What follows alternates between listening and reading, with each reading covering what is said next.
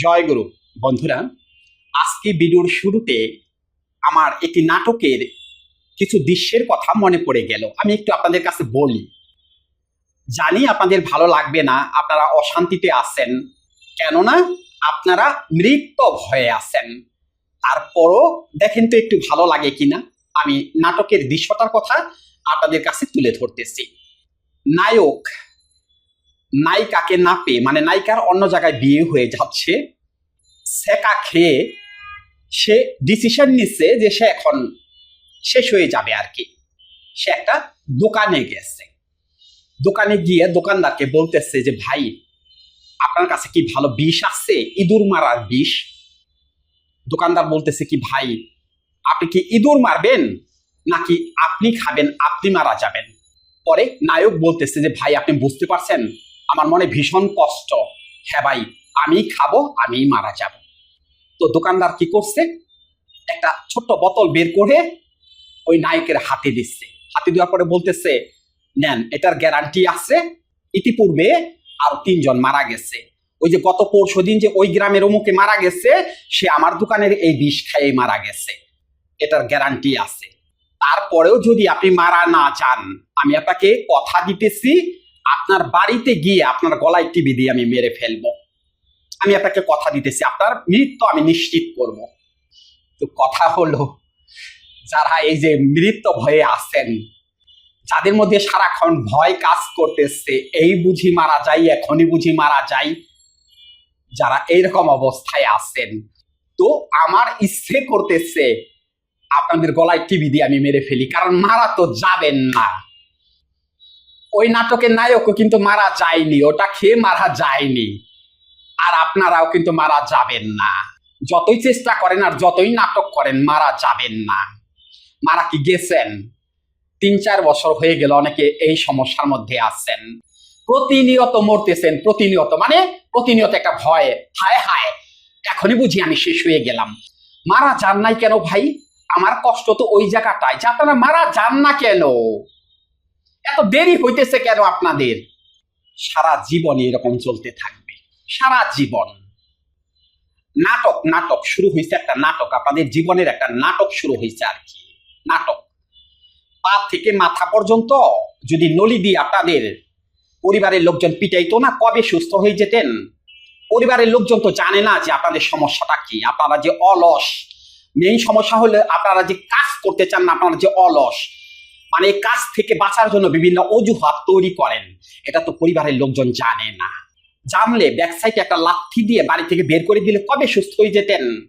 আপনারা কি জানেন আপনাদের পরিবার থেকে যদি আপনাদের 2 দিন খাবার বন্ধ করে দেয়, আপনারা সুস্থ হয়ে যাবেন? কেন সুস্থ হয়ে যাবেন জানেন?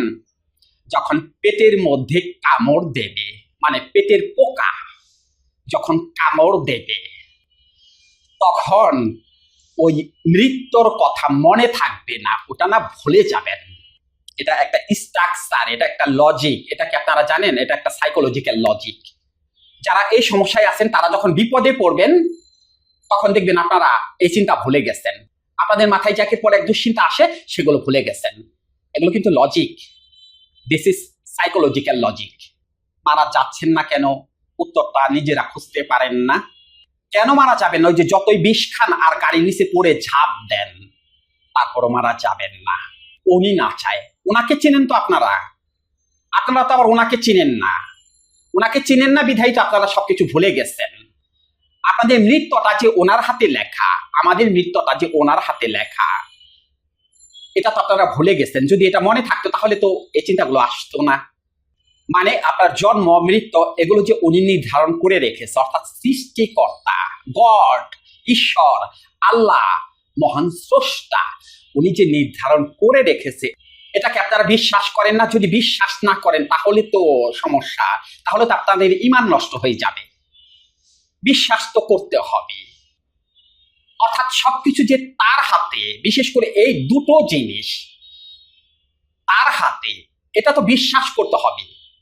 বিজ্ঞানীরা যত বড় বড় কিছুই আবিষ্কার করুক আর যা কিছুই করুক, এই জন্ম মৃত্যু এই 2টা জায়গায় হাত দেওয়ার ক্ষমতা একজন বিজ্ঞানী নেই।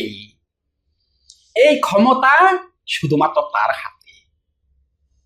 তাহলে তাকে তো আপনারা বিশ্বাস করতেছেন না। তাকে যদি বিশ্বাস করতেন তাহলে তো এগুলো চিন্তা করতেন না। এই বিশ্বাসটা না থাকার কারণে, আর এই বিশ্বাসটা কেন নষ্ট হয়ে গেছে সেটা কি আপনারা জানেন? কখনো কি খুঁজেছেন যে কেন স্রষ্টার প্রতি বিশ্বাসটা নষ্ট হয়ে গেল? নষ্ট হয়ে গেছে যখন আপনি আপনার চাহিদা মতো কোনো কিছু পাচ্ছেন না। অর্থাৎ আপনি চেয়েছিলেন যদি কাজ টাজ কোনো কিছু না করে বসে বসে খাওয়া যাইতো, অমুকের দামি গাড়ি বাড়ি আছে, যদি ওগুলো হুট করে আমার কাছে চলে আসতো, আমি যদি লটারিতে এতগুলো টাকা পেয়ে যেতাম, সকালবেলা ঘুম থেকে উঠে দেখতাম বস্তা ভর্তি টাকা আমার ঘরের মধ্যে রয়ে গেছে। মানুষ কত গুপ্ত ধন পায়, যদি ওরকম একটা কিছু আমি পেয়ে যেতাম। অর্থাৎ সারা জীবনে যদি কাজ না করতে হইতো, মেইন কথা হলো এই জায়গাটায়, তাহলে সবচেয়ে বেশি ভালো হতো। কিন্তু সমস্যা তো অন্য একটা জায়গায়। আপনি যা চিন্তা করতেছেন এগুলো তো পাবেন না। আপনি কাজকর্ম ছাড়া একদিনের ভাত জোগাড় করতে পারবেন না, সেটা সম্ভব না। কিন্তু যখনই কাজ করতে যাবেন বা করতে গেছেন, তখনই সমস্যাটা তৈরি হয়ে যাচ্ছে। আমার দ্বারা মনে হয় এটা হবে না, আমি মনে হয় পারবো না রে বাবা। ওই যে তখনই দোষারোপ শুরু করে দিয়েছেন ওই যে স্রষ্টার উপরে। ধরু উনি মানুষকে কত সুখ, কত আনন্দ, কত কিছু দিয়েছে, আমাকে উনি কিচ্ছু দেয়নি। আপনাকে কেন দেবে? আপনি তো অপদার্থ, অলস, আপনি বোঝেন না আপনাকে কেন দেবে? যাদের গাড়ি বাড়ি টাকা পয়সা আছে তাদের উপর থেকে ঝড়ঝড়াই পড়ছে, তারা পরিশ্রম করে না? ও, তাদের পরিশ্রমটা তো আপনারা দেখেন না, কারণ তারা এসি রুমে থাকে, এসি গাড়িতে চলে, বিমানে বিদেশে আসা যাওয়া করে। তাদের পরিশ্রমটা আপনারা দেখেন না বা দেখবেন না। তারা কি পরিশ্রম করে না? তাদের এই যে ব্রেনটা আছে, সেই ব্রেনটা যে কি পরিমাণ পরিশ্রম করে এটা কি আপনারা জানেন? সেখানে যে কি পরিমাণ কাজ চলে সেটা কি আপনারা জানেন? আপনারা কি বোঝেন? সেই ব্রেনের পরিশ্রম দ্বারা তারা ওই রকম টাকা পয়সার মালিক হয়ে গেছে। আর আপনার ধারণা তাদের মনে উপর থেকে ঝড়ঝড়াই পড়ছে। মানে আপনার ধারণা এরকম হবে না কেন? আপনি তো সবকিছুতে নেগেটিভ। কাজকর্ম তো করতে চান না। কাজকর্ম করতে গেলে তো বুঝতেন যে 500 টাকা বা 1000 টাকা ইনকাম করতে কত কষ্ট। একজন রিক্সাওয়ালা সে না জানে যে 500 টাকা ইনকাম করতে কত কষ্ট। সেই জন্য হয়তো একজন রিক্সাওয়ালার কখনো মৃত্যু ভয় থাকে না। যারা মাটি কাটে তাদের কখনো মৃত্যু ভয় থাকে না, কারণ তারা মৃত্যু ভয় চিন্তা করার সময় পায় না রে বাবা। সময় পাবে কখন? কারণ তারা তো কাজ করেই বাঁচে না। আর আপনারা হলো কাজ না করেই বসে বসে চিন্তা করেন। এটাই হলো সমস্যা। অর্থাৎ পার্থক্যটা এই জায়গাটায় তৈরি হয়ে গেছে।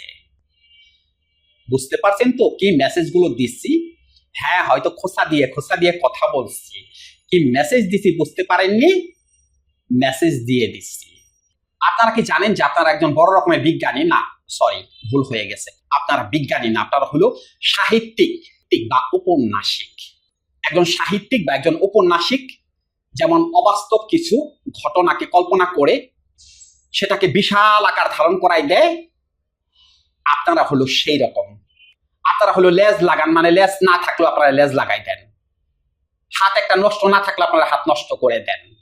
বড় রকমের একজন উপন্যাসিক, সাহিত্যিক, গল্পকার। কেন বললাম? অর্থাৎ আপনারা হলো দেহ নিয়ে গল্প বানান। বাম পাশে ব্যথা হইছে, আপনারা এটার কিন্তু নাটক শুরু করে দিয়েছেন, মানে লেখা কিন্তু শুরু করে দিয়েছেন। বাম পাশে ব্যথা হলে কি হয়, অর্থাৎ বুকের বাম পাশে ব্যথা হলে কি হয়? স্ট্রোক হতে পারে, আমি মারা যেতে পারি। আবার কি উপন্যাস সেখানেই থেমে যায়? না, আমি মারা গেলে আমার সংসারটা কিভাবে চলবে? আমার যে ছোট বাচ্চা কাচ্চা আছে ওরা কিভাবে মানুষ হবে? আচ্ছা, আমার স্ত্রী তখন কি করবে? সে কি আবার অন্য জায়গায় বিয়ে বসবে? ওই যে গল্প বানানো শুরু হয়ে গেছে কিন্তু বড় উপন্যাসিক তো আপনারা। মানে হইছে একটা ছোট কিছু, ধরেন পেটে ব্যথা হইছে। আচ্ছা, পেটে ব্যথা হলে কি কি হতে পারে? কিডনি তো নষ্ট হয়ে গেল না? লিভার তো ড্যামেজ হয়ে যায় নাই? আচ্ছা, যদি কিডনি নষ্ট হয়ে যায়, কিডনি রিপ্লেস করতে কত টাকা লাগে? আচ্ছা, যদি কিডনি অপারেশন করতে গিয়ে অপারেশন টেবিলে আমি মারা যাই, এরকম তো অনেক ঘটনাই ঘটে। যদি ওরকম একটা ঘটনা ঘটে, মানে কি বানানো শুরু করছেন বুঝতে পারছেন তো? মানে উপন্যাস কত বড় হইতেছে। হইছে একটু পেটে ব্যথা, এটা যে কোনো কারণে হতে পারে। খাবারে হয়তো একটু সমস্যা হয়েছে, একটু চিনচিন করে ব্যথা করতেছে, এটা হতে পারে।